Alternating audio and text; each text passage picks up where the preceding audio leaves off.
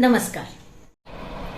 छत्रपती श्री शिवाजी महाराजांच्या राज्याभिषेक सोहळा प्रित्यर्थ मराठी साहित्य अकादमी मध्य प्रदेश भोपाळ चे नवनियुक्त निदेशक श्री उदय परांजपे व मी रोहिणी शिंगवेकर आपण सर्व माननीय रसिक श्रोत्यांचं मनपूर्वक स्वागत व अभिनंदन करते. मराठी साहित्य अकादमी भोपाळने या निमित्त एक सोहळा आयोजित केला आहे. त्यात प्रामुख्याने म्हणजे श्री विवेक घाडसासी यांचं व्याख्यान आहे. छत्रपती श्री शिवाजी महाराज यांच्या राज्याभिषेक सोहळ्यानिमित्त पर्यटन, सांस्कृतिक व धर्मस्व मंत्री मध्य प्रदेश माननीय उषा ठाकूर यांच्या शुभेच्छा मराठी साहित्य अकादमी भोपाळला भरभरून पोहोचलेल्या आहे. त्यांचे मराठी साहित्य अकादमी मध्य प्रदेश भोपाळतर्फे खूप खूप स्वागत व अभिनंदन. नमस्कार. मध्य प्रदेश शासन की पर्यटन, संस्कृति एवं अध्यात्म विभाग मंत्री माननीय सुश्री उषा दीदी ठाकुर, इनका इस आयोजन हेतु हमें एक संदेश प्राप्त हुआ है जिसका मैं वाचन कर रहा हूँ.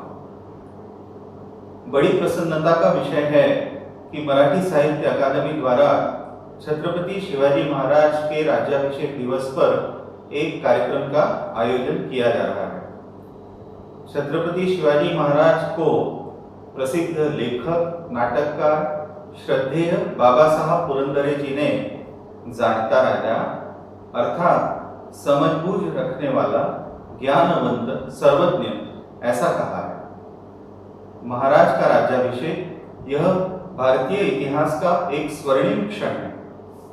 यह एक नए युग का सूत्रपात है. इसे मराठी साहित्य अकादमी ने मनाकर बड़ा ही पुनीत कार्य किया है.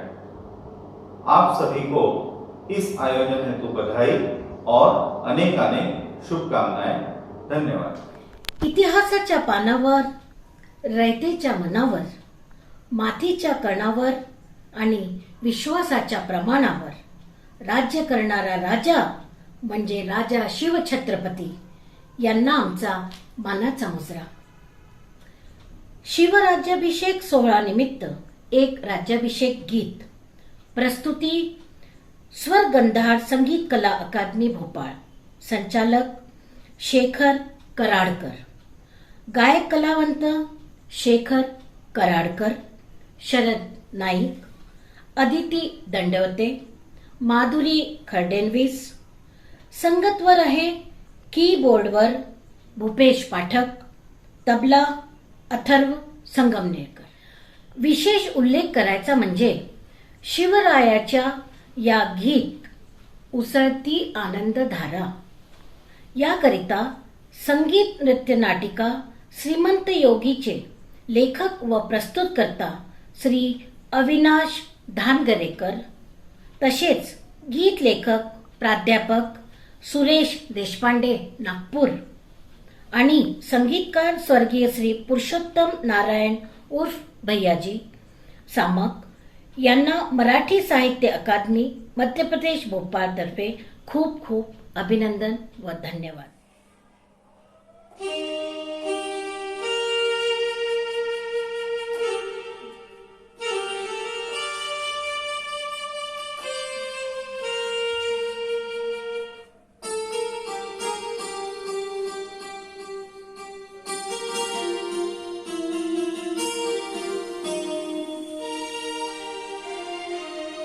उसळती आनंदधारा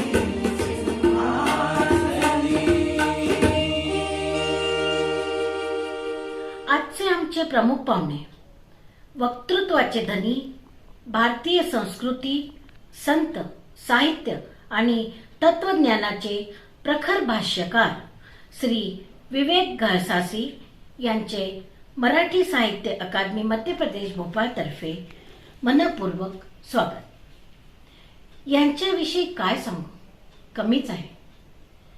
भाषाप्रभू कैलासवासी राम शेवाळकर यांनी वक्तृत्वाचा वारसदार म्हणून यांचा गौरव केला होता.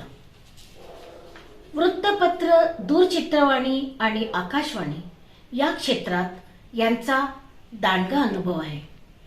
पत्रकारितेतील प्रदीर्घ अनुभवाने, प्रकर्षाने जाणवणारा समन्वय आणि व्यापकतेचा स्पर्श श्रोत्यांना भावतो. आदिवासी लोकांमध्ये वास्तव्य करून आदिवासींच्या सबलीकरणासाठी आयुष्याची 6 वर्षे आपल्या धर्मपत्नीसह समाजाला दिली. महात्मा गांधी सोशल फाउंडेशनच्या समाजसेवा पुरस्कार व रोटरी क्लबचा प्रोफेशनल एक्सलन्स पुरस्कार प्राप्त विवेकजींनी आर्य चाणक्य, राष्ट्रपुरुष, श्रीकृष्ण, शिवछत्रपती, धर्मवीर संभाजी महाराज, दृष्टी साध्वी, अहिल्याबाई, डॉक्टर बाबासाहेब आंबेडकर, समाजसुधारक वीर सावरकर, राष्ट्रयोगी श्री अरविंद या महापुरुषांची चरित्रे आपल्या वाणीतून उद्बोधित केली आहे.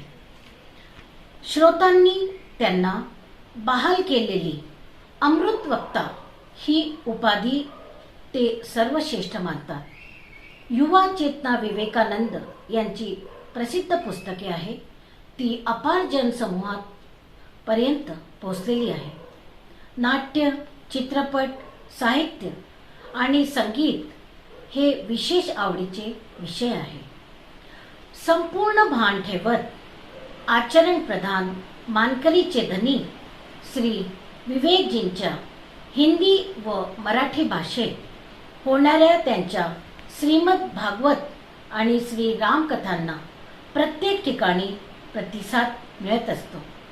अशा गुणी व प्रभुत्व मानकरीचे व्यक्ती, श्रोते हे त्यांचे परमदैवत आहे असं मानणारे त्यांना मी या कार्यक्रमाकरता आमंत्रित करते. श्री विवेक घळसासी. नमस्कार. मराठी साहित्य अकादमी मध्य प्रदेशच्या वतीनं आज एका अत्यंत शुभप्रसंगाच्या निमित्तानं आपण एकत्र येतो आहोत. 347 वर्ष झाली हिंदवी स्वराज्याला एक छत्रपती प्राप्त झाले. छत्रपती शिवाजी महाराजांच्या राज्याभिषेकाचा हा क्षण ज्यावेळी आपण सारे आठवतो त्यावेळी आपल्या अंतःकरणामध्ये एक नवी ऊर्जा, एक नवी शक्ती, एक नवा आत्मविश्वास निर्माण होतो. त्या क्षणाचाच पुन्हा पुन्हा आपल्याला प्रत्यय यावा यासाठी आपलं मन आतुरही असतं. आणि म्हणूनच मराठी साहित्य अकादमीने आजच्या या शुभपर्वाच्या प्रसंगानं मला आपल्याशी बोलण्याची संधी प्राप्त करून दिली आहे. अकादमीचे निदेशक श्री उदयजी परांजपे, त्यांची सगळी टीम आणि आपण श्रोते बंधू भगिनी आपल्या सगळ्यांना मी मनपूर्वक धन्यवाद देतो आणि या आनंद सोहळ्याच्या निमित्तानं होणाऱ्या चिंतनाच्या यात्रेमध्ये आपल्या सर्वांचं स्वागत करतो. श्री नूप शालिवाहन शके 1596 आनंद नाम संवत्सर, ज्येष्ठ शुद्ध त्रयोदशी, वार होता शनिवार. तसं बघायला गेलं तर जगामध्ये अनेक सम्राट होऊन गेले, अनेक बादशाह होऊन गेले, अनेक मोठे मोठे शक्तिशाली राजे रजवाडे होऊन गेले. मनामध्ये प्रश्न असा येतो की मग ह्या शिवराज्याभिषेकाचाच दिवस आपण सगळ्यांनी खूप आनंदाने, उत्साहाने का साजरा करायचा? त्याचा विचार जेव्हा मी करायला लागतो तेव्हा माझ्या असं लक्षात येतं की वंशपरंपरेने आलेली राजसत्ता, त्याच्यावरती एखाद्याची युवराज म्हणून निवड होणं आणि मग त्याचा सम्राट, राजा, छत्रपती म्हणून राज्याभिषेक होणं ही एक वेगळी गोष्ट आहे.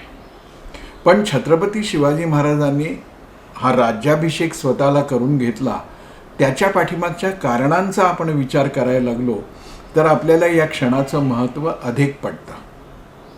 खरं तर इतिहासाची थोडीफार माहिती असणाऱ्या प्रत्येकाला हे ठाऊक आहे की शिवाजीराजे स्वतः या राज्याभिषेकासाठी फारसे अनुकूल नव्हते.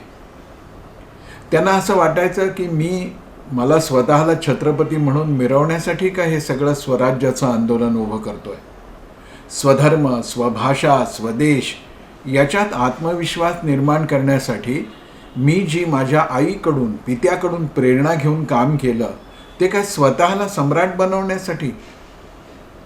पण जेव्हा त्यांच्या अवतीभोवतीच्या सर्वांनी त्यांना समजावून सांगितलं की हिंदवी स्वराज्याची स्थापना आपण केली, पण अन्य राज्यसत्त्यांच्या बरोबरीनं आपल्याला जर अनेक गोष्टींमध्ये वाटाघाटी करायच्या असतील, तह तडजोडी करायच्या असतील किंवा कोणत्याही गोष्टीचं नियोजन करायचं असेल तर अन्य साऱ्या सत्ताधीशांच्या समकक्ष आपण असलं पाहिजे. आणि म्हणून एक जहागीरदार वतनदार जसा असतो तशी आपली स्थिती नाही आहे. महाराज, आपण हिंदवी स्वराज्याचे छत्रपती आहात ही गोष्ट सप्रमाण, धर्माधिष्ठित, पूर्ण शास्त्रशुद्ध पद्धतीनं स्थापित झाली पाहिजे. आणि म्हणून मग छत्रपती शिवाजी महाराजांना राज्याभिषेक करण्याचा सर्वांनी आग्रह केला आणि तो छत्रपतींनी मान्यही केला. आणखीन एक पैलू याच्या पाठीमागे आहे. 350 वर्ष महाराष्ट्र असुरी, अनीतिमान, अधार्मिक, अतिशय रानटी अशा आक्रांत्यांच्या पायाखाली भरडला जात होता. तसं तर सगळा देशच मोगली यावनी अत्याचारांमध्ये होरपळून निघत होता. पण महाराष्ट्राचं दुर्दैव असं की सतत 350 वर्ष पहिली स्वारी झाली अल्लाउद्दीन खिलजीची महाराष्ट्रावर आणि यादवांचं राज्य उद्ध्वस्त झालं, देवगिरीचं साम्राज्य संपलं, महाराष्ट्राचे सुखाचे दिवस संपले. सलग 350 वर्ष मराठी माणूस पिचला गेला, मराठी माणूस भरडला गेला. या संपूर्ण महाराष्ट्र भूमीमध्ये जिथे सोन्याचे दिवस पाहिले होते तिथे अक्षरशः स्मशान निर्माण झालं. सगळीकडे दुःख, सगळीकडे अन्याय, सगळीकडे अत्याचार अशी 1 न 2 350 वर्षांची प्रदीर्घ रात्र या महाराष्ट्राच्या नशिबी आली होती. अन्याय अत्याचारांना सीमा राहिलेली नव्हती. सामान्य कष्टकरी माणसाला कोणी वाली राहिलेला नव्हता. घरं सुरक्षित नव्हती, मंदिरं सुरक्षित नव्हती, तीर्थक्षेत्र सुरक्षित नव्हती, साधू संन्यासी सुरक्षित नव्हते. सगळीकडे अन्याय अत्याचार होता. एका बाजूनी ही सुलतानी आक्रमणं महाराष्ट्र सहन करत होता आणि त्याचवेळी सतत आसमानी आक्रमणाला सुद्धा महाराष्ट्राला तोंड द्यावं लागत होतं. महाराष्ट्रावरती कोसळणाऱ्या या संकटांचा नुसता विचार जरी केला तरी आजही अंगावरती काटा येतो. दुष्काळ हे आसमानी संकट आहे. या दुष्काळाचा मार महाराष्ट्राने किती सहन करावा. इतिहासामध्ये दुर्गादेवीचा दुष्काळ म्हणून ज्या दुष्काळाच्या कालखंडाची नोंद झालेली आहे, सतत 12 वर्ष महाराष्ट्रामध्ये दुष्काळ होता. शेतकऱ्यांना खायला मिळत नव्हतं, जमिनी पिकत नव्हत्या, जनावरांना चारा वैरण नव्हती, माणसं स्वतःला विकायला तयार होती पण त्यांना विकत घेणारं कोणी नव्हतं आणि कोरभर भाकर देणारं कोणी नव्हतं. इसवी सन 1396 ते 1408 सलग 12 वर्ष दुष्काळाच्या आगीमध्ये महाराष्ट्र होळपरत होता. आणि त्याच वेळी ही सगळी सुलतानी आक्रमणं एकापाठीमागे एक ही महाराष्ट्रावरती येत होती आणि महाराष्ट्राचं सार्वजनिक जीवन पार उद्ध्वस्त होऊन गेलं होतं. तिमीर आणि तिमीर या अंधकारामध्ये कुणाला आत्मविश्वास वाटत नव्हता, आत्मसन्मानाची जाणीव राहिलेली नव्हती. कोणीही स्वतःला सुरक्षित मानत नव्हतं. जणू काही गुलाम म्हणूनच आपण जन्माला आलो आणि आजन्म आपण गुलाम म्हणूनच राहणार आहोत, अशी एक मानसिक दौर्बल्याची स्थिती महाराष्ट्राची निर्माण झाली होती. पण त्याआधी महाराष्ट्राने भोगलेला सगळा वैभवाचा कालखंडही आपल्याला दुर्लक्षित करता येणार नाही. स्वर्णभूमी होती, स्वर्णयुग होतं, यादवांचं राज्य, याचा अर्थ महाराष्ट्र परमवैभवाला गेला होता. साहित्य, शिल्प, संगीत, नाट्य या सर्व क्षेत्रामध्ये, एवढंच नाही तर आध्यात्मिक क्षेत्रातल्या साहित्य वाङ्मय निर्मितीमध्ये, साधू संतांच्या उपदेशांच्या फेऱ्यांमध्ये हा महाराष्ट्र वरच्या स्थितीमध्ये होता. महाराष्ट्राच्या ऐश्वर्याचा एक दाखला द्यायचा झाला, दुःखद आहे पण तो दाखला लक्षात घेण्यासारखा आहे. अल्लाउद्दीन खलजींनी जेव्हा देवगिरीवरती आपली सत्ता काबीज केली तेव्हा राजा रामदेवाकडून त्यांनी खंडणी वसूल केली.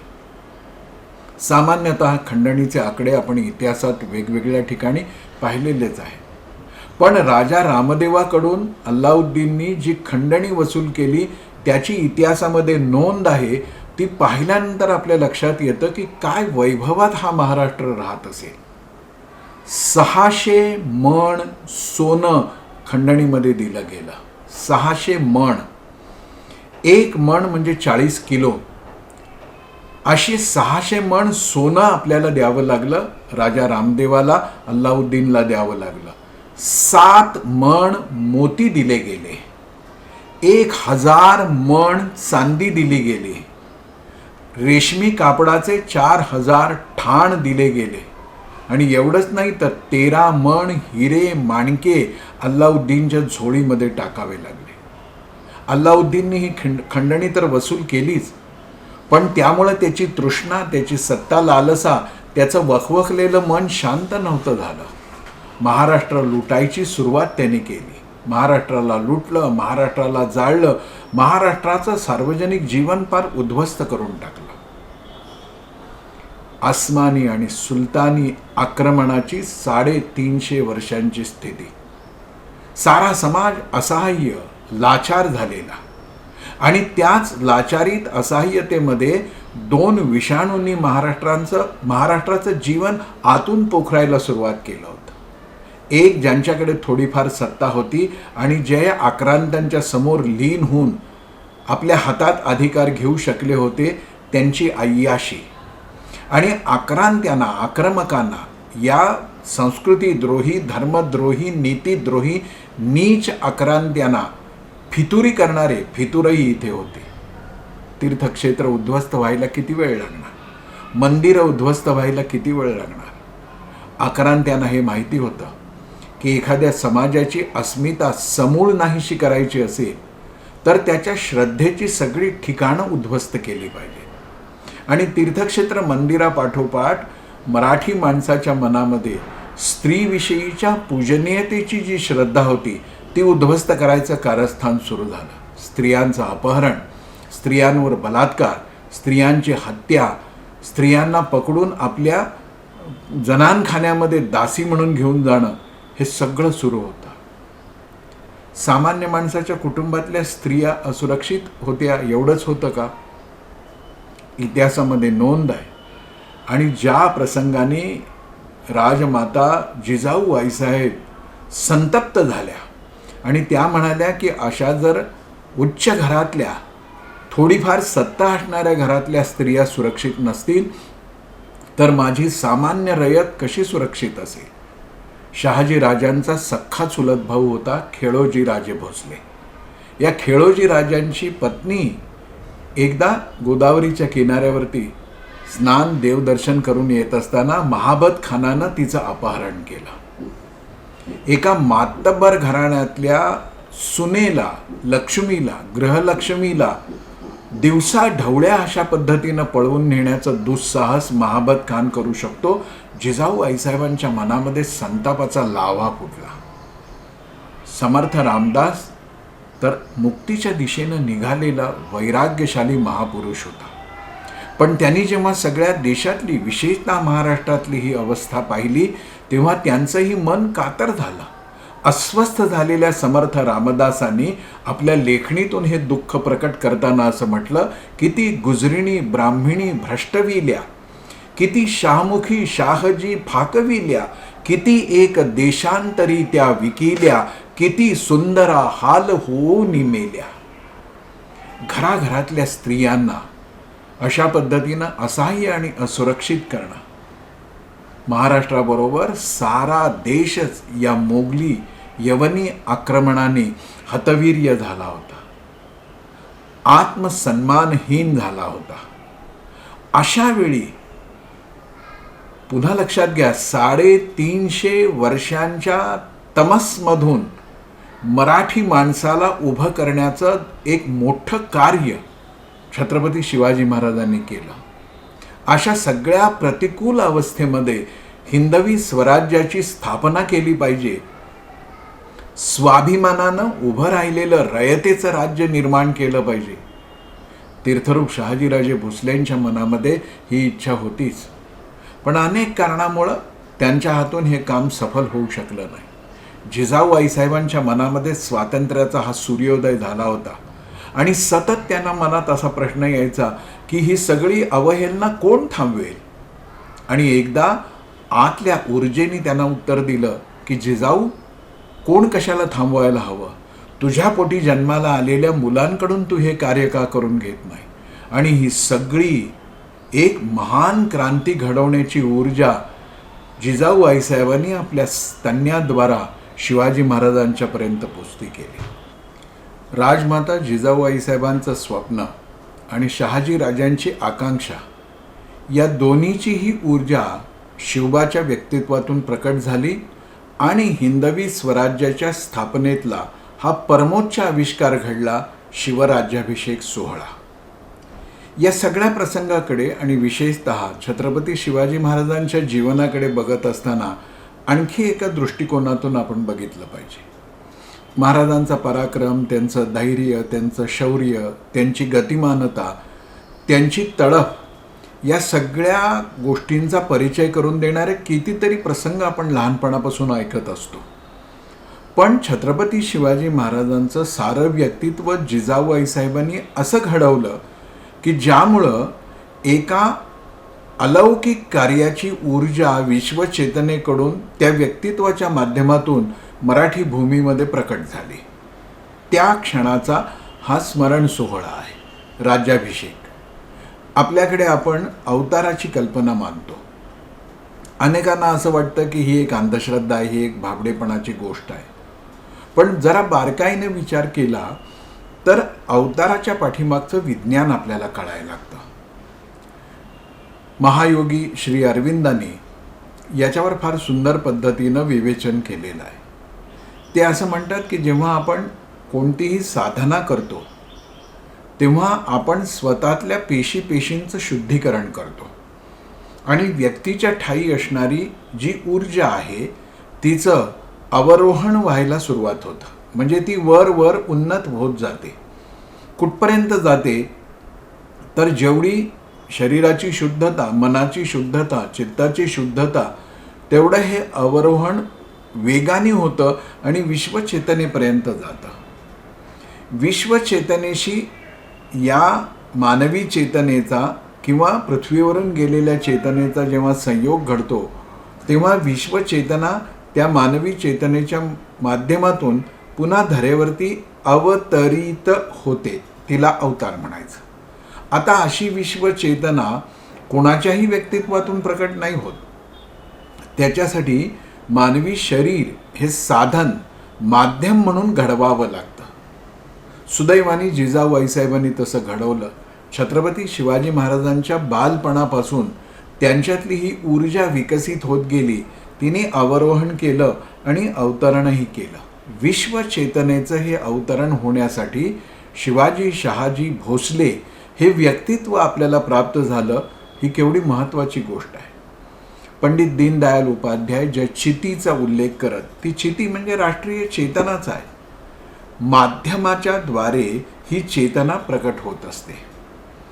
जेव्हा मी छत्रपती शिवाजी महाराजांच्या व्यक्तित्वाचा, त्यांच्या द्रष्टेपणाचा विचार करायला लागतो, त्यांच्या शौर्यांच्या गाथा जेव्हा मी चिंतनात घ्यायला लागतो, तेव्हा माझ्या असं लक्षात येतं आपल्याकडे जी दशावताराची कल्पना आहे, ही दशावताराची कल्पना काय आहे? ज्या ज्यावेळी ही संपूर्ण सृष्टी, हे चराचर कुठल्या तरी एका भयंकर संकटामध्ये येतं, तेव्हा ही विश्वचेतना एक माध्यम शोधते आणि त्यातून हा संपूर्ण विश्वाचा विनाश टाळते. अगदी सुरुवातीचा प्रसंग आहे तो आहे देव आणि राक्षस, सुर आणि असुर यांच्यामधल्या समुद्र मंथनाचा प्रसंग. अवतारामध्ये आपण तो पाहतो. तो प्रसंग काय आहे तर जेव्हा अमृताच्या प्राप्तीसाठी देव आणि राक्षस यांच्यामध्ये समुद्रमंथनाची प्रक्रिया सुरू झाली, तेव्हा समुद्र घुसळायसाठीची जी रवी होती ती खाली खाली जायला लागली. अशा वेळी विश्वचेतनेनं कासवाचा अवतार घेतला असं आपण म्हणतो, आणि त्या कासवाने आपल्या पाठीवरती त्या रवीला आधार दिला आणि मग समुद्रमंथन होऊ शकलं आणि अमृत प्राप्त झालं. त्या कच्छप रूपामध्ये विश्वचैतन्य जशी प्रकट होऊन पाठीवरती हा सगळा रवीचा भार सहन करू शकली, शिवरायांच्या रूपातून पाठीवर नाही छातीवरती हे समुद्रमंथन घडवण्याचा भार ती सहन करू शकली. अगदी पहिल्या अवतारापासूनचा प्रसंग आपण पाहतो आहोत. मत्स्य अवतारामध्ये काय झालं होतं, सृष्टीचा जेव्हा विनाश प्रलयामुळे अटळ झाला तेव्हा अनेक बीज एका नावेवरती ठेवली गेली आणि त्या नौकेला एका माशाने वाचवलं. छत्रपती शिवाजी महाराजांची माणसांची पारख, भूगोल या विषयातली तज्ज्ञता, कसं संघटन निर्माण करायचं, जे जे उत्तम आहे त्याचा संचय करायचा, त्याचं संवर्धन करायचं, त्याचं संरक्षण करायचं आणि राष्ट्रनिर्मितीपायी ते समर्पित करण्याची प्रेरणा द्यायची, हे मत्स्यावतारातलं त्या विश्वचेतनेचं कार्य शिवरायांनी केलं. श्रीरामांना आपण चारित्र्यवान पुरुष आणि मर्यादा पुरुषोत्तम मानतो. छत्रपती शिवाजी महाराजांच्या जीवनाकडे बघताना या दोन्ही गुणांचा आपल्याला परिचय होत नाही का? कूटनीतिज्ञता हा श्रीकृष्णाच्या व्यक्तित्वातला आपण महत्त्वाचा पैलू मानतो. शिवरायांचं जीवन पाहत असताना ही कूटनीतिज्ञता दिसते की नाही? अफजल खानाचं पोट फाडणारे छत्रपती शिवाजी महाराज नरसिंह अवतारातल्या त्या दिव्य प्रसंगाचं स्मरण घडवत नाहीत काय? अशा सर्व अवतारांमधल्या अद्भुत अद्भुत क्षमतांचं एकत्रित आविष्करण कशातून झालं? छत्रपती शिवाजी महाराजांच्या व्यक्तित्वातून झालं. आणि म्हणून 10 अवतारांची उपासना आणि दुसऱ्या बाजूला एकट्या शिवरायांची उपासना ही सारखी आहे, समान फल देणारी आहे. तीच चेतना जी कासवापासून सुरू झाली ती छत्रपतींच्या मध्ये प्रकट झाली आणि हा खरं 11वा अवतार मानायला हरकत नाही इतका आहे. शिवरायांचं धाडस, शिवरायांची युद्ध निपुणता, त्यांची सेनानयनाची रीत, त्यांचा पराक्रम सर्व जीवनामध्ये जगामध्ये गनिमी कावा शिवाजी महाराजांनी आणला. बुरीला वॉर म्हणून पुढे युरोपीय देशांनी ज्याचं कौतुक केलं, खरं त्याचे उद्गाते छत्रपती शिवाजी महाराज आहेत. सैन्यबल कमी, साधनं कमी, रणभूमी सोयीची नाही, अशा वेळी अनपेक्षितपणे शत्रूवरती हल्ला करायचा, जेवढं शत्रूचं नुकसान करता येईल तेवढं करायचं आणि प्रसंग पलटतोय असं जर वाटलं तर यप्पलायते सजीविता या न्यायाने 10 दिशाला एकदम पळून जायचं. गनिमी काव्याचं हे शास्त्र होतं. अशा अनेक गुणांचा समुच्चय छत्रपती शिवाजी महाराजांमध्ये होता.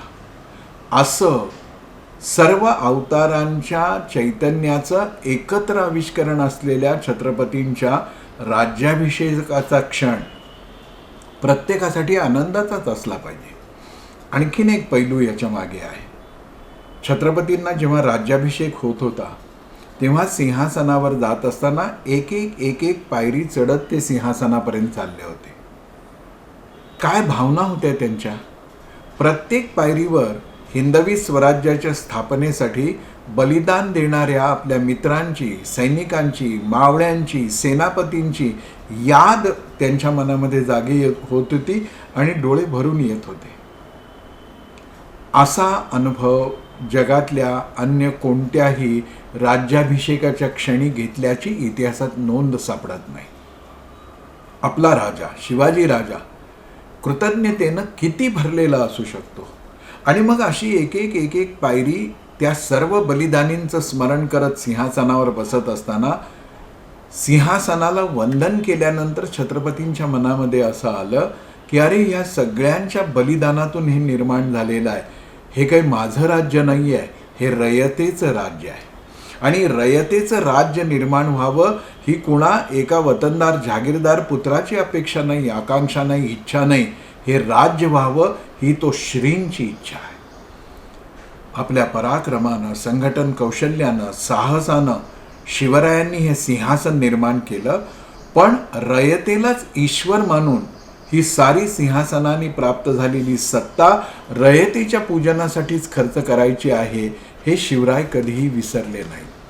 अशा पद्धतीनं आपल्या व्यक्तित्वातल्या गुणांचा परिचय करून देणाऱ्या एका महापुरुषाचा या राज्याभिषेकाच्या निमित्तानं आपण स्वतःलाच एकदा पुन्हा परिचय करून देत असतो. स्मृतींचे दीप आपण प्रज्वलित करत असतो. खरं तर शिवचरित्रातल्या अनेक पराक्रमाच्या, शौर्याच्या गोष्टी या निमित्तानं सांगता येतील. 50 वर्षाच्या एका छोट्या आयुष्यामध्ये 350 वर्षाच्या अंधारात खितपत पडलेल्या सामान्य माणसाच्या मनामध्ये एक विजयाची वृत्ती निर्माण करणं ही सोपी गोष्ट वाटते का? अशा अलौकिक पुरुषाचा हा राज्याभिषेक क्षण आहे. आणि म्हणून तो जेव्हा जेव्हा आपण आठवू त्या वेळेला आपलं मन उत्साहाने, आनंदाने भरून येतं. पण या सगळ्या पराक्रमाच्या गोष्टी आपण प्रसंगाप्रसंगाने ऐकलेल्या असतात, वाचलेल्या असतात. आज मला हा सगळा विषय वेळेच्या मर्यादेमध्ये, खरं तर 50 वर्षाचं आयुष्य, त्यातले एक एक प्रसंग सांगायला लागलो तर 50 दिवस लागतील. इतके महत्त्वाचे हे 50 मिनिटांमध्ये आपल्याला बसवायचे. आणि त्यामुळं मी काही विशेष पैलूंच्याकडे आपल्यासारख्या सुजाण श्रोत्यांचं लक्ष वेधू इच्छितो. आज माझ्या हातामध्ये 2 पुस्तकं आहेत, ज्या पुस्तकांचा उल्लेख मला आवर्जून केला पाहिजे. छत्रपती शिवाजी महाराज व पहिले बाजीराव पेशवे यांची कालातीत व्यवस्थापन तत्वे नावाचं निनाद बेडेकर, शिवप्रसाद मंत्री आणि डॉक्टर सुनील डोके यांनी लिहिलेलं या लेखक त्रयींचं हे पुस्तक माझ्या हातामध्ये आहे. अतिशय महत्त्वाचं आहे. आज ज्या व्यवस्थापन शास्त्राविषयी सगळं जग करोडो रुपयांचं साहित्य निर्माण करत आहे, प्रशिक्षणाची व्यवस्था करत आहे, त्या सगळ्या व्यवस्थापन शास्त्रामधल्या प्रत्येक पैलूचा विचार करत या लेखक त्रयींनी या पुस्तकामध्ये शिवरायांच्या आणि बाजीराव पेशव्यांच्या व्यक्तित्वातले हे सगळं कसं सापडतं, ही व्यवस्थापनाची कालातीत तत्व कशी मिळतात हे दाखवून दिलं आहे. आणखीन एक पुस्तक आपल्यासमोर मला घेऊन यायचं आहे. मराठा आरमार एक अनोखे पर्व, हे डॉक्टर सचिन पेंडसे यांचं पुस्तक आहे. अद्भुत, वाचनीय, संग्राह्य, कंठस्थ करावी अशी माहिती या दोन्ही ग्रंथांमध्ये आहे. या दोन्ही ग्रंथातल्या काही महत्त्वाच्या पैलूंच्याकडे मी आपलं लक्ष वेधतो आहे. केवळ आवेशपूर्ण असं शिवरायांचं चरित्र ही तर युवावस्थेसाठी, बालवस्थेसाठी आवश्यक गोष्टच आहे. पण आपण विश्वासमोर आपल्या छत्रपतींना सादर करत असताना जगातल्या सर्वश्रेष्ठ नेत्यांच्या पेक्षा काकणभर सरस व्यक्तित्व शिवरायांचं कसं आहे हे आपल्याला माहिती असलं पाहिजे. व्यवस्थापन तत्व या ग्रंथामध्ये शिवरायांच्या अनेक व्यवस्थापन पैलूंचा परिचय करून दिला आहे. वानगी दाखल त्यातल्या काही गोष्टी मी आपल्यासमोर मांडू इच्छितो. शिवरायांचं नियोजन किती निर्दोष असू शकतं याचा फार सुंदर आढावा या पुस्तकामध्ये घेतलेला आहे. अनेक व्यवस्थापनाचे पैलू आहेत, त्यातला हा पैलू मला महत्त्वाचा वाटतो. आपल्याला असं वाटतं की कोणतंही यश हे मिळवायचं असेल तर बस एक पराक्रमाची इच्छा असेल तर पुरेल, असं नाही आहे. त्याच्या पाठीमागे काटेकोर नियोजनाचा आधार असला पाहिजे. आणि तसं नसेल आणि नुसती धडक मुसंडी मारली तर यश मिळेलच असं सांगता येत नाही. या लेखक त्रयींनी उदाहरण दिलंय सुरतेच्या मोहिमेचं. आपल्या सगळ्यांना माहिती आहे की महाराजांनी सुरत लुटली. सगळ्यात श्रीमंत बाजारपेठ आहे सुरत, ती लुटली. स्वराज्यापासून सुरतेचं अंतर 300 किलोमीटरचं आहे. 300 किलोमीटर. आता 300 किलोमीटरवर जाऊन लुटालूट करायची आहे तर एकदम सैनिक घेतले आणि तुटून पडलो असं तर होणार नाही. म्हणून शिवरायांनी शिवरायांच्या जवळ असलेलं सर्वात महत्त्वाचं हत्यार वापरलं. आणि ते हत्यार आहे त्यांचं हेर खातं. या हेरांनी सुरतेच्या कानाकोपऱ्याची खडानखडा माहिती मिळवली. नुसती माहिती मिळवली नाही, तर 2 श्रीमंतांच्या घरातलं अंतर किती, कोणत्या श्रीमंत व्यक्तीच्याकडे काय काय मौल्यवान वस्तू आहेत, बाजारपेठेत कोणत्या मौल्यवान वस्तूची दुकानं कुठे आहेत, नेमकी सुरतची संपूर्ण नगर रचना कशी आहे, 3 बाजूला समुद्र आणि एका बाजूला वेस असणारी, निसर्गतः सुरक्षित असणारी ही बाजारपेठ, 2 लाख लोकसंख्या असलेलं हे शहर, त्याचं इतकं सुंदर चित्र या हेरांनी कागदावर रेखाटलं आणि सगळी माहिती गोळा केली की जणू छत्रपतींना सुरत निर्माण करायचं असल्यामुळं त्याचा एक जवळजवळ प्रतिकृतीच ते निर्माण करतायत. इतका सुरतेचा हुबहू आराखडा शिवाजी महाराजांच्या हेरांनी निर्माण केला होता. नियोजनामध्ये जिथे आपल्याला पोचायचं आहे तिथली किती तपशीलवार माहिती मिळवावी लागते याचं हे प्रमाण आहे. दुसरी गोष्ट, शिवाजी महाराजांच्या मनामध्ये असं होतं की आपल्याला ही लूट करायची आहे. 200 किलोमीटर अंतरावरती जाऊन 300 किलोमीटर अंतरावरती जाऊन आपल्याला ही लूट करायची आहे.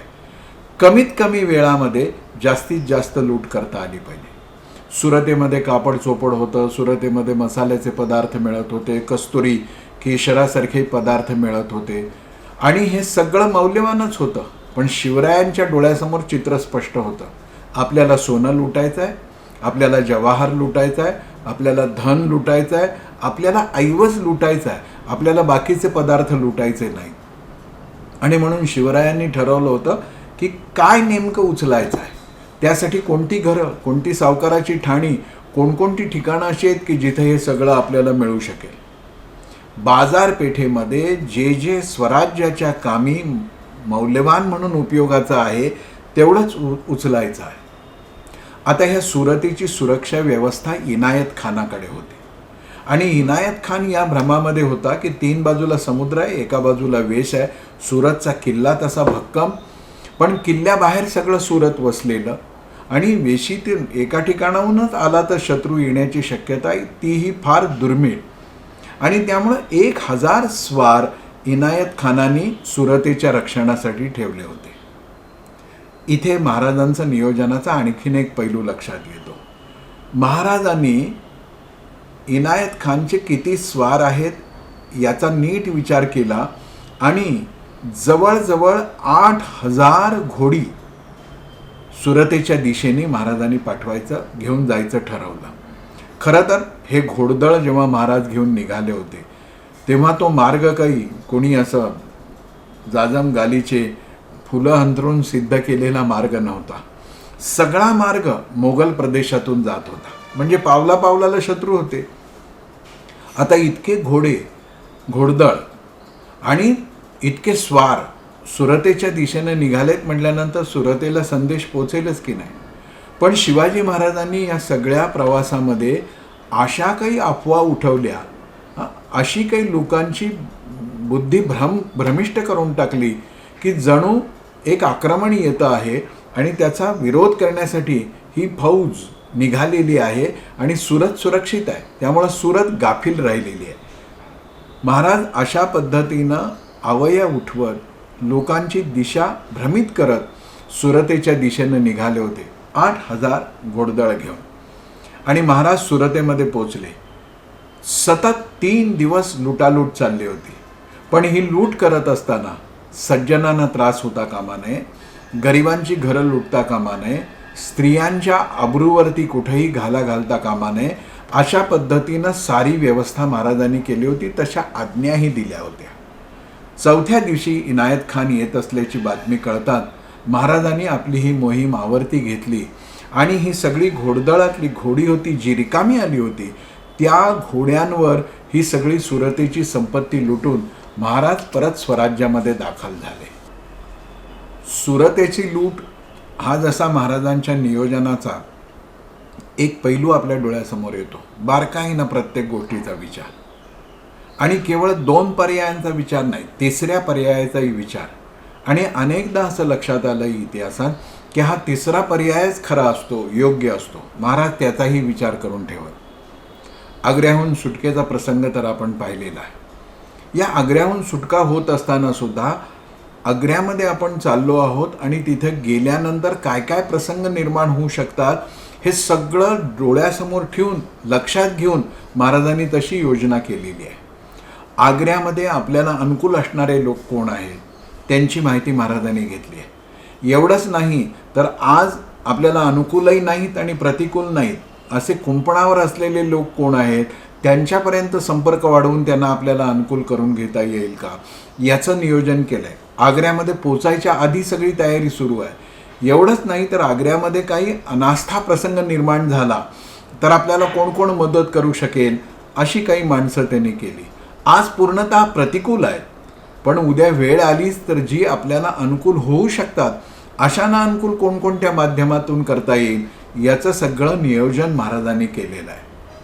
आपल्या सगळ्यांना माहिती आहे की महाराजांना दगाफटका करून तिथे नजरकैदेत ठेवण्यात आलं आणि महाराज इथून कसं सुटायचं, कारण का अशा कारागृहात, तुरुंगात, नजरकैदेत अडकून पडण्यासाठी आपला जन्म नाही आहे. आणि म्हणून महाराज तिथून निघाले आणि कोणी असं म्हणतं की 26 दिवसात परत आले, कोणी ह्या ज्या व्यवस्थापनाची मूलभूत तत्वे पुस्तकामध्ये 17 ऑगस्ट 1666ला महाराज आग्र्याहून निघाले आणि 20 नोव्हेंबर 1666ला राजगडावर आले असा उल्लेख आहे. यातल्या कालावधीच्या गोष्टींच्याकडे अधिक अभ्यासपूर्ण रीतीनं, फुरसतीनं पाहता येण्यासारखा विषय आहे. आपलं लक्ष मला या मुद्द्याकडे वेधायचं आहे की आग्र्याहून महाराज निसटले आहेत, बरोबर शंभूराजे आहेत, लहान आहेत. काय काय प्रसंग येऊ शकतात. आपण तर घोडदौड करू शकतो, वेगाने पुढे जाऊ शकतो, पण ह्या लहान मुलाला घेऊन आपण कसं जाणार, महाराज विचार करतायत आणि हे सगळं नजरकैदेत असताना नियोजन करतायत. मदारी मेहतर बरोबर आहे, तोही लहानच आहे, काय करता येईल आपल्याला. आणि महाराजांनी या सगळ्या परतीच्या रस्त्यावरचं नियोजन काय केलेलं असलं पाहिजे. पळाले एवढ्यानी काही भागत नाही ना, पळाल्याची वार्ता तर सगळीकडे जाईल. मग एकाच घोड्यावर बसून कुठंही न थांबता इतका लांबचा प्रवास महाराज करू शकले असतील काय, नसतील. तर घोडा दमल्यानंतर घोडा दमल्यावर दुसरा घोडा घेण्याची व्यवस्था महाराजांनी कशी केली असेल. तो मार्ग निश्चित करत असताना तो आपला रस्ता शत्रूला कळू नये अशी व्यवस्था कशी केली असेल. या सगळ्या प्रश्नांची उत्तरं आपण जेव्हा शोधायला लागतो तेव्हा महाराजांच्या नियोजनातलं द्रष्टेपण आपल्या लक्षात येतं. महाराज तर युगपुरुष आहेतच, महाराज द्रष्टे आहेतच, पण त्यांचं द्रष्टेपण, त्यांचं युगपुरुषत्व कशाने सिद्ध होतं तर अशा नियोजनाने. शंभूराजांचा प्रश्न निर्माण झाला होता तेव्हा तर महाराजांनी आपल्या हृदयावरती दगड ठेवून, काळजावर दगड ठेवून घेतलेला निर्णय थक्क करून टाकणारा होता. महाराज निसटले आणि निसटल्यानंतर शंभूराजांची योग्य ठिकाणी व्यवस्था केली, सुरक्षित, जिथे त्यांना परत राजगडावरती पाठवलं जाईल अशी. पण एक भूमिका उठवून टाकली की या सगळ्या प्रवासामध्ये शंभूराजांचं निधन झालेलं आहे.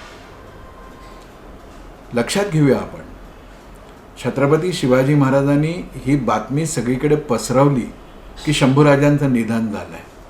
राजगडावरती ते परत आले आणि राजगडावर परत आल्यानंतर शंभू बाळ कुठं आहे अशी चौकशी जेव्हा केली गेली तेव्हा शिवाजी महाराजांनी अतिशय मनाचा दगड करूनच म्हणूया आपण सगळ्यांना सांगून टाकलं घरातही की शंभूराजांचं निधन झालं.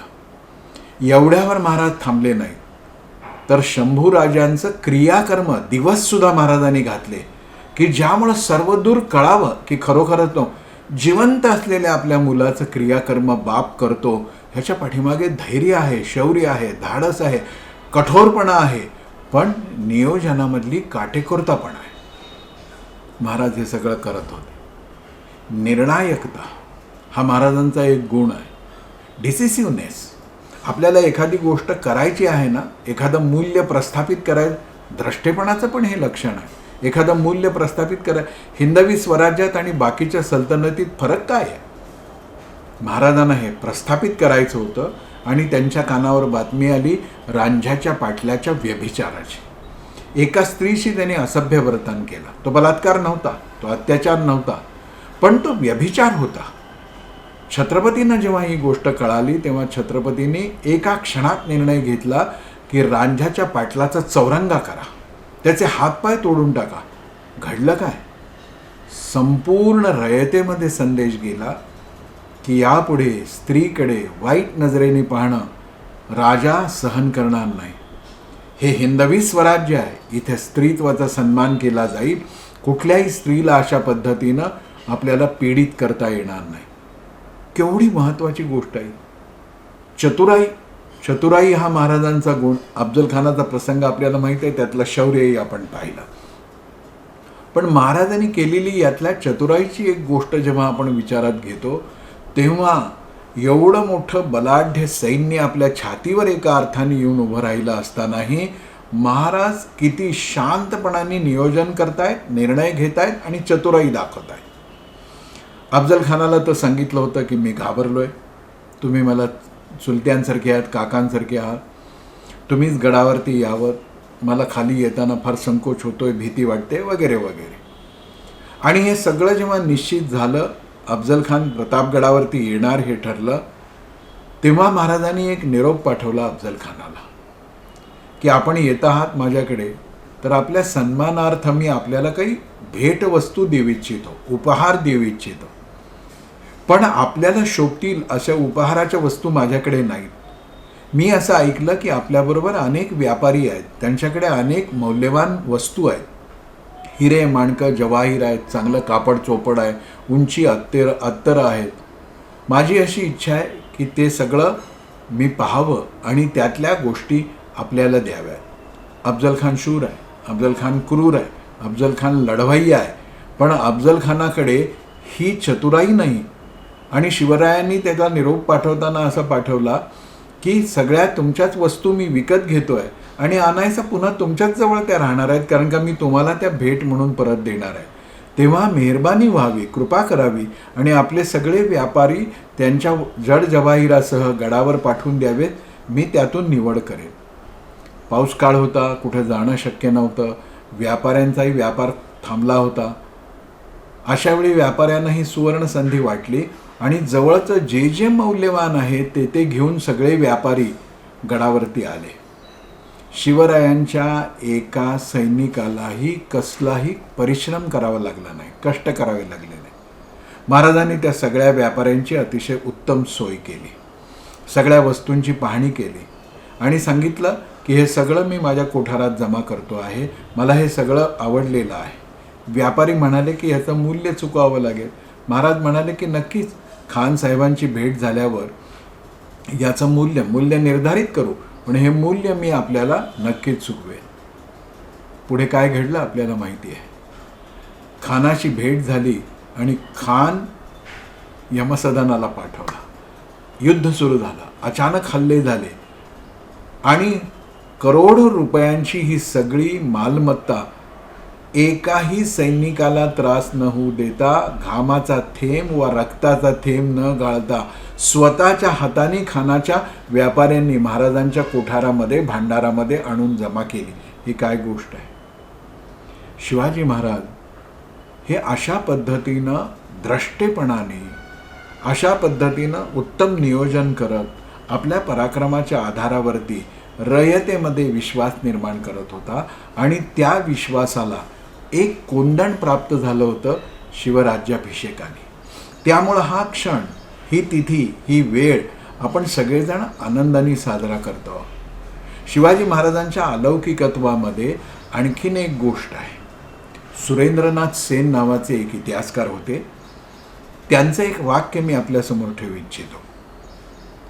या सगळ्याच वाक्याचा विस्तार म्हणा किंवा प्रमाण या पुस्तकामध्ये आपल्याला मिळणारच आहे. हे पुस्तक शिवरायांच्या म्हणजे मराठ्यांच्या आरमाराविषयीचं अतिशय अधिकृत पुस्तक आहे. सुरेंद्रनाथ सेन असं म्हणतात की भारताच्या इतिहासात शिवाजी महाराज हे कदाचित एकमेव राजे होते ज्यांनी नौदलाची स्थापना राजकीय दृष्टीने केली. आरमार उभं करणं, समुद्रावरती आपली सत्ता असली पाहिजे असा विचार करणं आणि समुद्री सीमांच्या रक्षणासाठी आपलं स्वतःचं एक सिद्ध आरमार, शक्तिशाली आरमार निर्माण करणं, असं ज्याला जाणवतं, बघा, ज्या चेतनेचा, ज्या अवताराचा, ज्या विश्वचेतनेच्या आविष्काराचा मी सुरुवातीला विचार मांडला, मला हेच वाटतं की महाराजांनी समुद्रकिनारा पाहिला आणि महाराजांना वाटलं की इथे आपलं आरमार असलं पाहिजे. जसं अंदमानच्या काळ्या पाण्याची शिक्षा झाल्यानंतर बोटीवरती बसून निघालेल्या महाराजांना असं लक्षात आलं की अरे, सावरकरांच्या असं लक्षात आलं की आपण 50 वर्ष काळ्या पाण्याची शिक्षा भोगतो आहोत, ही गोष्ट ठीकच आहे, पण अंदमान आणि निकोबारच्या या समुद्रामध्ये स्वतंत्र हिंदुस्थानचा आरमार, नौदल इथे जर त्याचा स्थायी असा ठिकाणा केला तर किती उपयोगाचं होईल. बघा, ही चेतना कशी एकसारखं काम करत असते. महाराज आपल्या आज्ञापत्रामध्ये काय म्हणतात बघा, आरमार हे राज्याचे स्वतंत्र राज्यांगच आहे. राज्याचं अविभाज्य अंग आहे, स्वतंत्र आहे ते आरमार. ज्यास अश्वदल त्याची पृथ्वी प्रजा आहे. ज्याच्याकडे अश्वदल भक्कम आहे त्याची पृथ्वी प्रजा आहे. तद्वत ज्याच्याजवळ आरमार त्याचा समुद्र. याकरता आरमार अवश्यमेव असलं पाहिजे. राजांची ही गोष्ट लक्षात आली. हे राजांचं द्रष्टेपण आहे. आता आरमाराची जी उभारणी राजांनी केली त्याच्या पाठीमागचा हेतू काय, त्याच्या पाठीमागची कारणं काय होती? एक, सिद्धी आणि युरोपीय व्यापारी यांच्या शक्तीपासून कोकण किनाऱ्याचं रक्षण करायचं आहे. महाराजांच्या लक्षात आलं होतं की सह्याद्री तर पार करणं मोठं कठीण गोष्ट आहे. सह्याद्रीमधले मावळे फिरतात ते म्हणजे शत्रूचा अगदी मृत्यूच फिरत असतो मावळ्यांच्या रूपात. पण समुद्र किनाऱ्यावरती सिद्धी आणि युरोपीय व्यापारी हळूहळू आक्रमण करतायत आणि त्यापासून परशुरामाची भूमी कोकण आपल्याला वाचवायची आहे. दुसरा हेतू होता युरोपीय शक्तींना राजकीय हस्तक्षेपापासून दूर ठेवणं. समुद्र किनाऱ्याकडे दुर्लक्षच आहे आणि तिथे युरोपीय शक्तींचा वावर सुरू झाला तर महाराजांना हे माहिती आहे की व्यापाराच्या निमित्तानं आलेले, तराजू घेऊन आलेले हे सगळे चतुर व्यापारी कोणत्याही क्षणी तलवार हातात घेऊ शकतात. त्यांचा राजकीय हस्तक्षेप होऊ शकतो, तो रोखायचा आहे. बंदरं आणि त्यामधून होणाऱ्या व्यापार उत्पन्नाचं रक्षणही केलं पाहिजे. त्यातून मग कर मिळेल, त्यातून जकात मिळेल. या सगळ्या आवागमनावरती नियंत्रण असल्यातून त्यातूनही संपत्ती निर्माण करता येईल. आणि सगळ्यात महत्त्वाची गोष्ट, नाविक नाकेबंदीपासून कोकणाचं संरक्षण करणं आहे. ही सगळी दृष्टी ज्याच्याकडे आहे तो द्रष्टा आहे की नाही, तो युगपुरुष आहे की नाही. आणि 350 वर्षाच्या अंधारानंतर हा सूर्योदय होतो आहे आणि त्या सूर्योदयाचा पूर्ण आविष्कार आहे हिंदवी स्वराज्याला छत्रपती मिळणं, राज्याभिषेक होणं. तो आपण साजरा करतो. आरमार केलं. महाराजांचा सगळा वावर डोंगरांमध्ये, महाराजांचा सगळा वावर जंगलांमधून आरमार उभं केलं आणि आरमाराकडे दुर्लक्ष केलं असं झालेलं नाही. महाराजांनी आरमाराच्या विषयक किती सावधानता बाळगली होती याचं प्रमाण आपल्याला या पुस्तकात मिळतं, मराठा आरमार या पुस्तकामध्ये. मी त्यातल्या काही बिंदूंचा मूळ जसा महाराजांनी दिला आदेश तसाच्या तसा आपल्यासमोर ठेवू इच्छितो. यासाठी की महाराज कशा पद्धतीनं विचार करतायत आणि आपल्या आरमाराची देखभाल कशी करतायत. महाराजांचा काही पैलूच आपण पाहतो आहोत. जहाजं ठेवण्याविषयीचा नियम केला आहे महाराजांनी. पावसाळ्यामध्ये काय होतं की सगळीकडे दर्याला तुफान येतं, वादळं असतात. अशा वेळी पावसाळ्याच्या आधी 8-15 दिवस ही सगळी गलबतं, ही सगळी जहाजं कशी ठेवावीत याच्याविषयीची सूचना महाराजांनी केली आहे. मी महाराजांचे शब्द जसे तसे आपण ठेवतो. दरवर्षी या छावण्या एकाच बंदरी न करता त्यांची जागा बदलली पाहिजे, म्हणजे दगा होण्यास जागा राहणार नाही. एक नाविक तळ केला आणि पावसाळ्याच्या आधी तिथे सगळी गलबतं जहाजं आणून ठेवली आणि शत्रूला कळालं की इथं सगळे असतात तर दगाफटका होऊ शकतो. महाराज असं म्हणतात की दरवर्षी ही जागा बदललेली असली पाहिजे. या छावण्या किल्ल्याच्या जवळ किंवा आड खाडीत करावी की ज्यामुळं तिथून जहाजांच्यापर्यंत पोचणं शत्रूला शक्य नाही होणार. एवढंच नाही तर जहाजं विखरून ठेवावी, म्हणजे हल्ला झाला तर तिकडे येता येणार नाही. सुभेदाराने आपला काबिला त्याच जागी ठेवून आरमाराची डागजुजी करावी आणि जरूर ते सामान सरकारातून उपलब्ध करून घ्यावं. हे सगळं करता आहेत. ते करत असतानाही जहाज बांधणीच्या बाबतीत महाराजांनी केलेला विचार आहे तो सुद्धा लक्षात घेण्यासाठी आहे. महाराजांची आज्ञा आहे, राज्यातील वृक्ष तोडण्यासाठी सरकारची परवानगी घेणं जरुरीचं आहे. याशिवाय जे लाकूड लागेल ते खरेदी करावे, कारण वृक्षे रयतेने लावून त्यांचे जतन लेकरांसारखे केलेले आहे. सामान्य माणसांनी झाडं लावलीत आणि त्यांची निगराणी पोटच्या पोरांना सांभाळावं तसं केलेलं आहे. त्यामुळं मनात आलं आणि झाडं तोडून लाकूड उपलब्ध करून घेतलं असं करू नये, ती खरेदी करावी. ही वृक्षे मोठी होण्यास 100-200 वर्षे लागतात. ती तोडल्यास रयतेस खूप दुःख होईल आणि धन्यास दोष येईल. एखादे झाड जर जीर्ण झाले असेल तर त्याच्या धन्याला राजी करून मोबदला देऊन झाड तोडावे. म्हणून हे पुस्तक अनेक अर्थाने महत्त्वाचं आहे. आपल्या संग्रही ते असलं पाहिजे, आपण वाचलेलं असलं पाहिजे. महाराजांचा हा सगळा जीवनाचा प्रवास, त्यांचं सगळी गोष्ट पाहत असताना आणखी एका पैलूकडे आपलं लक्ष वेधू इच्छितो मी. आपणासारिखे करीती तात्काळ हे संतांचं वैशिष्ट्य, सत्पुरुषांचं वैशिष्ट्य मानलं जातं. या अंगाने महाराजही सत्पुरुष आहेत, संत आहेत, श्रेष्ठ ऋषी आहेत असं आपण म्हणू शकतो. माणसांची पारख कशी करावी? 2 प्रकार आहेत. एक तर आपल्याला हवी आहेत तशी माणसं, म्हणजे मनुष्यबळ, ह्युमन रिसोर्स आपल्या अवतीभोवतीला आपल्या भाग्याने उपलब्ध असणं. पण सामान्यतः असं घडत नाही. म्हणून एक सूत्र महाराजांच्या जीवनात काय होतं, आहे तसा माणूस स्वीकारावा, पाहिजे तसा त्याला घडवावा. कितीतरी लोकांना महाराजांनी असं घडवलं. आणि दुसरी गोष्ट अशी होती, आपणासारिखे करीती तात्काळ. आपण ज्या एका दिव्य ध्येयाने स्वतःला भारून टाकलं आहे, आपल्या स्पर्शाने हे दिव्य ध्येय इतरांच्या जीवनातही आपण निर्माण करू शकलो पाहिजे. पन्हाळ्यावरती महाराज अडकलेले आहेत, वेढा पडलेला आहे, सुटायचं आहे पन्हाळ्यावरून. आणि सुटायचं असेल तर सर्वांनी सल्ला दिला आहे की तुम्ही तुमचा जीव महाराज धोक्यात घालू नका. मग काय केलं पाहिजे? तर छद्म केलं पाहिजे. छद्म काय केलं पाहिजे? तर महाराज गडावरून निसटतायत अशा पद्धतीनं एका पालखीत महाराजांना बसवून आपल्याला महाराजांना गडाखाली पाठवावं लागेल. पण आता त्या पालखीत महाराजच बसतील तर जीवाला दगाफटका आहे. मग काय केलं पाहिजे? तर तिथे महाराजांसारखा दिसणारा एक माणूस बसवला पाहिजे. कोण होता तो? तो भाग्यवान पुरुष होता शिवा काशीद. किती दिवसांची महाराजांची जान पहचान होती, किती काळ महाराजांच्या संपर्कात आला होता?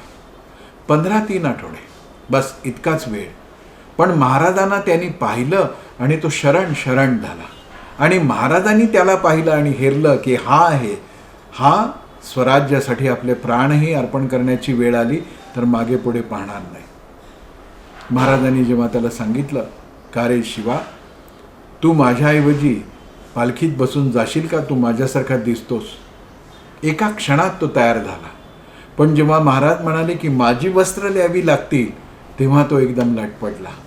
तो म्हणाला की महाराज, मी तुमच्यासारखा दिसतो म्हणून पालखीत बसेन, पण तुमची वस्त्र लेण्याचं भाग्य, धैर्य, साहस माझ्याकडे कुठून असणार? महाराजांनी समजूत घातली आणि त्याला पाठवलं. इतिहास साक्षी आहे. शिवा काशीदाला प्राण अर्पण करावे लागले. खरं तर राजाच्या रक्षणासाठी असे कितीतरी सैनिक प्राण अर्पण करत असतात. पण शिवरायांचं एक वेगळेपण आपल्याला इथं दिसतं. शिवरायांनी शिवा काशीदला हेरलं हे जसं खरं आहे, तसं स्वराज्याला प्राण दिल्यानंतर त्याच्याकडे दुर्लक्ष केलं असं नाही केलं. शिवरायांनी पन्हाळ्याच्या पायथ्याशी शिवा काशीदाची समाधी बांधली. दाखवा असं उदाहरण की स्वतःसाठी प्राण अर्पण करणाऱ्या एका साध्या सैनिकाची समाधी एक छत्रपती बांधतात, एक राजा बांधतो. शिवाजी महाराजांनी ती बांधली. आजही त्या समाधीचं दर्शन घेत असताना आपल्या अंगावरती रोमांच उभे राहतात. शिवाजी राजे रयतेचे राजे होते. आणि शिवाजी महाराजांच्या असं लक्षात आलं होतं की कोणतंही राज्य अर्थकारणावरती उभं राहतं, पैशांवर, धनावर, संपत्तीवर उभं राहतं. तसंच सैन्य पोटावरती लढत असतं, पोटासाठी लढत असतं. रयतेलाही नुसता देहवाद देऊन उपयोग नाही, तर त्यांच्या आजीविकेची व्यवस्था केली पाहिजे.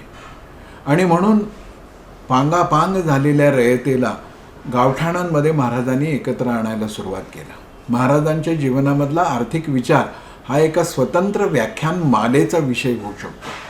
महाराजांनी काय केलं आहे बघा, लोकांना जमिनी दिल्या, लोकांना जंगल जमिनीमध्ये वस्ती करायसाठी आणि शेती करण्यासाठी ही जमिनींचं वाटप केलं.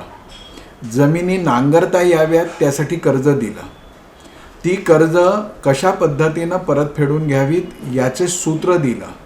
कोणत्याही शेतकऱ्यावरती अन्याय अत्याचार न करता ह्या कर्जांची परतफेड कशी करावी हे महाराजांनी आज्ञापत्रामध्ये दिलं.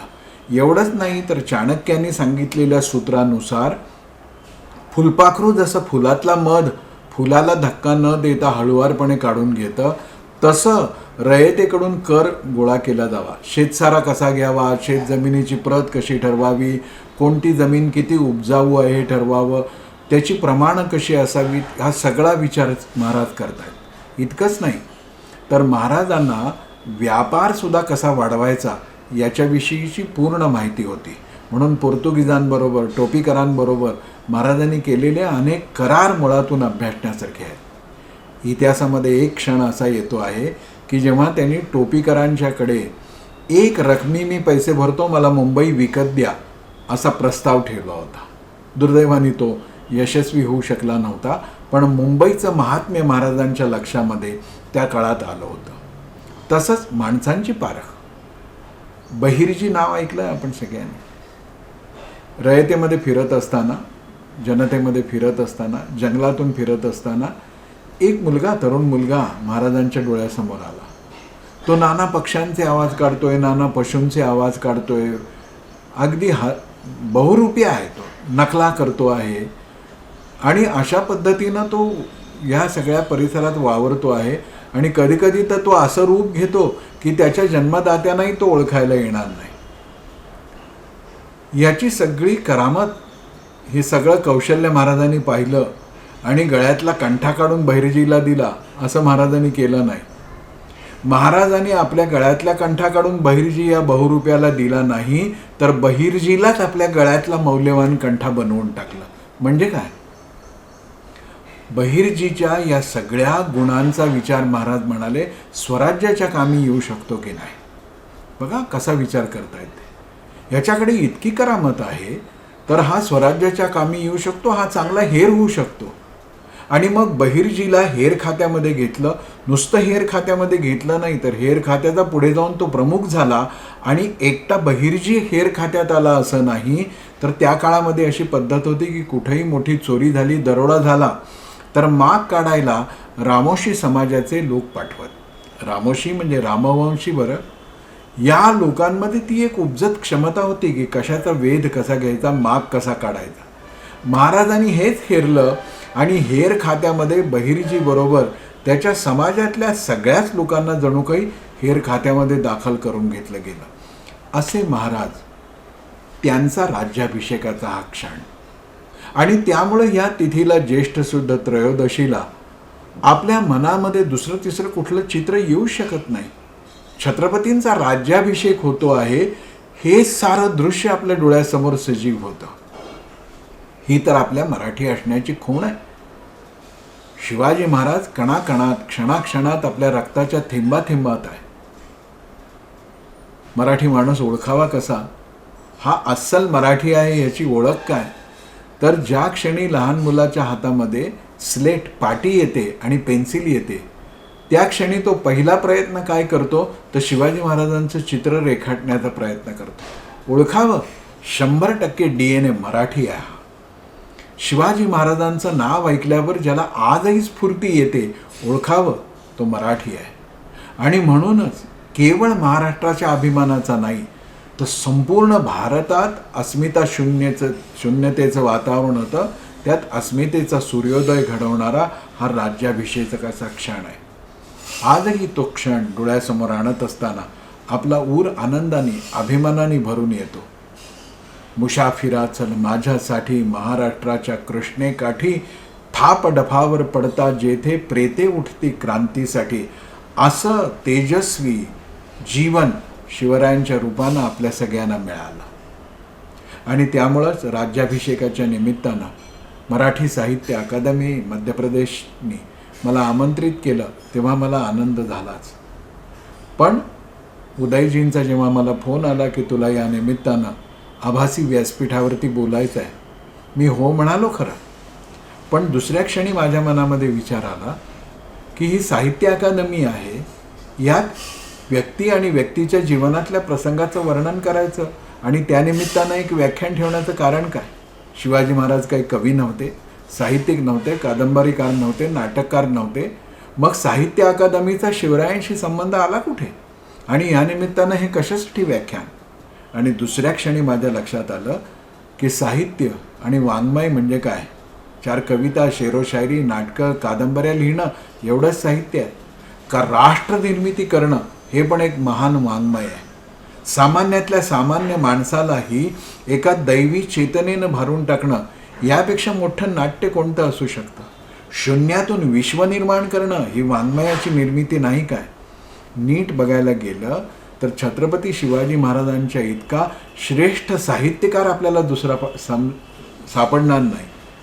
हिंदवी स्वराज्याचा हा संपूर्ण आविष्कार ज्या महापुरुषाच्या प्रज्ञेतून, प्रतिभेतून आणि पराक्रमातून झाला, त्याचं स्मरण साहित्य अकादमीने करणं अनिवार्य आहे. कारण का महाराज नसते तर महाराष्ट्र नसता, महाराष्ट्र नसता तर महाराष्ट्र साहित्य कुठून आलं असतं. तसंही महाराजांनी राजभाषा व्यवहार कोशाच्या माध्यमातून मराठीची सेवा केली. पण ती केली नसती तरी महाराजांनी केलेलं कार्य मराठी संस्कृती, मराठी साहित्य, मराठी समाज, मराठी अस्मिता यासाठी महत्त्वाचं आहे. आणि आश्चर्याची आणि आनंदाची गोष्ट अशी की ती केवळ मराठीपुरती मर्यादित न राहता राष्ट्रीय अस्मितेच्या गौरवाची गोष्ट बनते. अशा छत्रपती शिवाजी महाराजांच्या या राज्याभिषेक सोहळ्याच्या निमित्तानं त्यांच्या व्यक्तित्वातल्या काही गुणांचा आपल्याला परिचय करून देण्याची संधी मला प्राप्त झाली. मी मराठी साहित्य अकादमी मध्य प्रदेश, तिचे निदेशक श्री उदयजी परांजपे, त्यांची सारी टीम यांचं मनापासून ऋण व्यक्त करतो, आभार मानतो. आणि आपल्यासारख्या सुजाण श्रोते बंधू भगिनींनी हे माझं सगळं विवेचन शांतपणे सहनशीलतेने ऐकलं. आपल्याला पुन्हा एकदा करबद्ध प्रार्थना की शौर्य आणि पराक्रमाच्या गोष्टी तर आपण सांगाव्या, ऐकाव्यात, पण त्या पलीकडे जाऊन छत्रपती शिवाजी महाराजांच्या जीवनातल्या असामान्य आणि वैश्विक नेतृत्वाच्या पलीकडेही गेलेल्या काही गुणांचा विचार करण्यासाठी नवनवं संशोधन तेही आपल्या अभ्यासात असावं. मी पुन्हा एकदा आपल्या सर्वांना शिवराज्याभिषेकाच्या या द्रष्ट्या पुरुषाच्या, या युगपुरुषाच्या राज्याभिषेकाच्या लाख लाख शुभेच्छा देतो. आणि आपल्या जीवनामध्ये सदैव देशभक्तीची ज्योत प्रज्वलित राहावी अशी कामना माँ भारतीच्या चरणी करून माझ्या वाणीला विराम देतो.